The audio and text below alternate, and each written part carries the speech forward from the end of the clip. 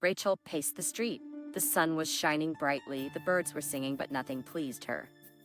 It was hard for her to feel happy when she had been released from prison just 3 weeks ago. She had been sent there as a young, pregnant girl, but she didn't even know she was pregnant at the time. Everything was very confusing. Rachel's parents drank heavily. She had never met her grandparents, and only knew that her mother had run away with her father, who quickly abandoned her. Therefore, the girl never saw her father either. But in her short life, a veritable row of men passed before her eyes. Her mother, Grace, changed husbands like a pair of gloves, and she made her call each of them Daddy. Rachel loved her mother very much. She didn't have any other relatives. After finishing school, the first thing Rachel did was enroll in college with a dormitory. She didn't care what profession she would have. The main thing at that moment was to move out from under her mother's roof. Life in the dormitory turned out to be a lot of fun. There were no drunken parties or fights, but she had roommates with whom she cooked, walked, and looked for work. Rachel got lucky in this regard as none of her roommates were unemployed. They had 3 girls in their room, and none of them were lazy. Rachel was hired as a waitress in a cafe, and her roommates were hired there as well to wash dishes and clean vegetables. Rachel happened to be the prettiest of the 3. One evening, as they were returning to the dormitory, a group of guys caught up with them. They weren't making any vulgar jokes or anything like that. They were simply seeing them off to the dorm. Rachel noticed that one of the guys was looking at her. His name was Adam, and he was the most handsome. Then everything was like a fairy tale. Flowers, sleepless nights, love. Rachel was over the moon, and when Adam invited her to move in with him, she didn't hesitate for a second. They had been living together for 2 weeks when she bumped into her mother's neighbor. "Rachel, is that you? I didn't recognize you. You've blossomed and become prettier," said the neighbor. Adam looked at her with interest, because Rachel always avoided talking about her parents and relatives. "Hello, I'd love to chat, but we're running late," she said, pulling Adam along. But the woman quickly interjected, "Wait, Rachel, why don't you visit your mother? She looks terrible. Her new lover beats her." Rachel sighed. "All right, I'll come today." The neighbor left. Adam turned to Rachel and said, "Let's go to your mother's place now. Maybe she needs some help." Though reluctant, Rachel agreed. Adam came from a good and wealthy family, and she didn't want to show him the conditions in which she lived. But he was the kind of person who, once he decided something, couldn't be stopped. They arrived at the right address, and Rachel opened the door. Adam looked around in horror at the tattered wallpaper and dirt. As he went further into the apartment, his face became more expressive. When they entered the room and saw Rachel's drunk mother with a bruise under her eye, he said, "I hope you understand that we can't be together anymore."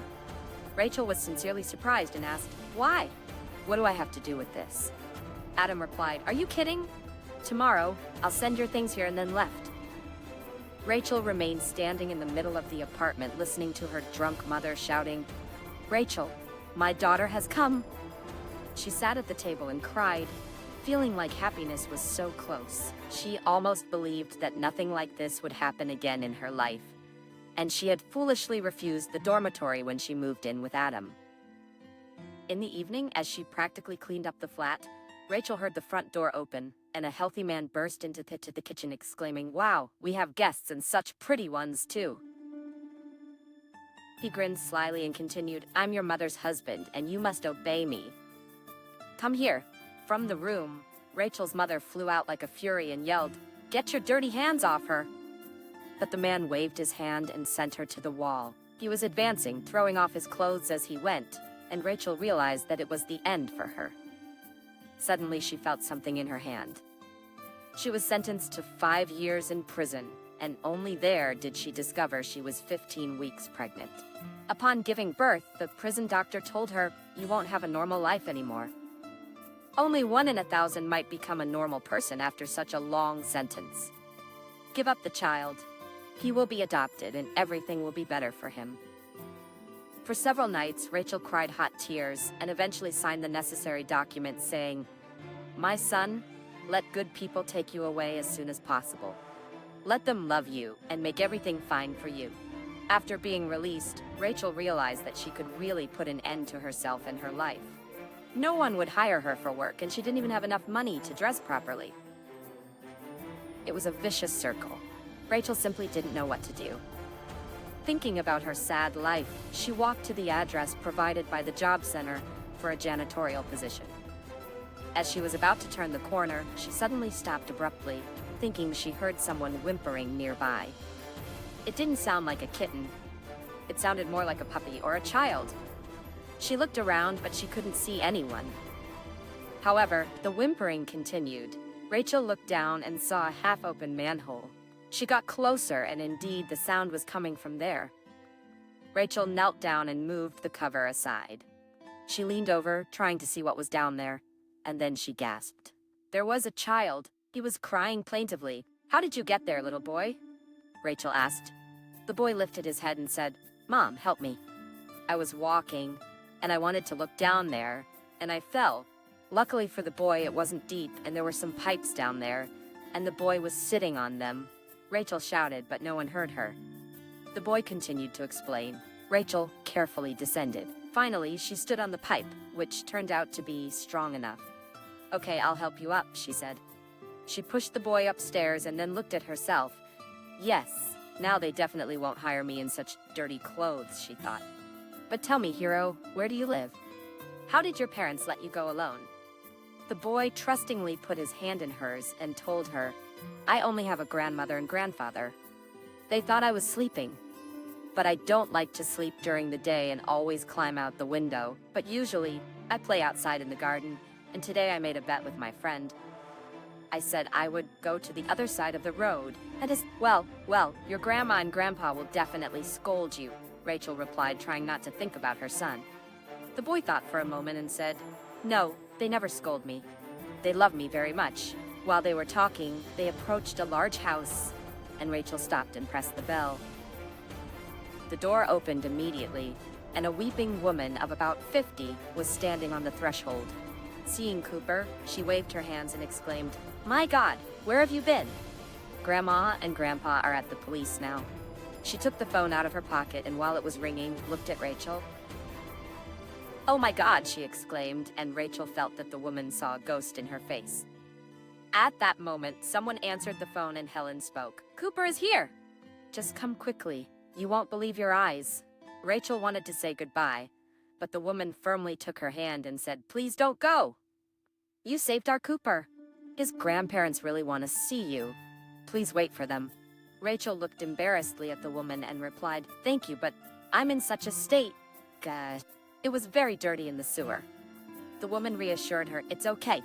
I'll clean up later. Come to the room, make yourself comfortable, and I'll bring tea now."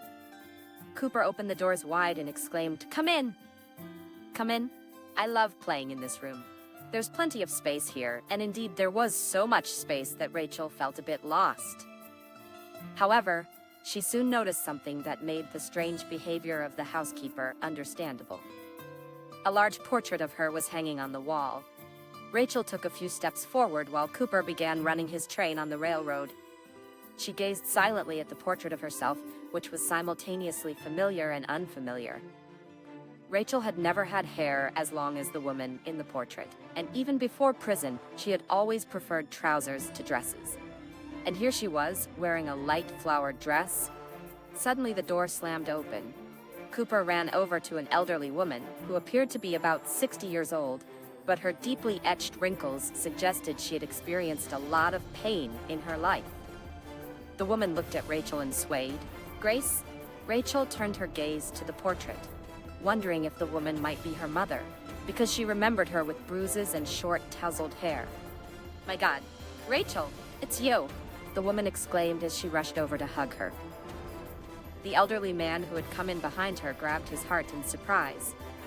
After an hour, everyone sat at the table, while Rachel, leaning her head and staring at the table, listened. Many years ago, Grace fell in love, but all her boyfriend did was hang out and drink. We locked her up and tried to talk to him, but she ran away with him. They changed several cities. We found her twice, but she was an adult. She wouldn't listen to us. Then she moved away, and for a while we lost touch. It wasn't until she died that we found out about your existence. We were devastated, and Grandpa started looking for ways to get you out of prison, but to no avail. Then you gave birth, and they transferred you to another prison, where we were not allowed to visit. We used up all our savings to get Cooper back. Rachel, according to our calculations, you weren't supposed to come back for another year. They let me go earlier. I just can't wrap my head around why my mom didn't tell me about you. Will you let me stay with you and Cooper? Of course, there's no other way we would let you go, said the elderly woman. Rachel couldn't hold back her tears any longer. So I can tell Cooper that I'm his mom? The elderly woman nodded, and Rachel jumped up from the table and ran to the child's room. She entered the room and sat down next to her son on the floor. Cooper Hunter. Cooper, my dear son, I missed you so much, she said with a smile. I always waited for you. I knew that my mom would come one day and stay with me forever, said the boy.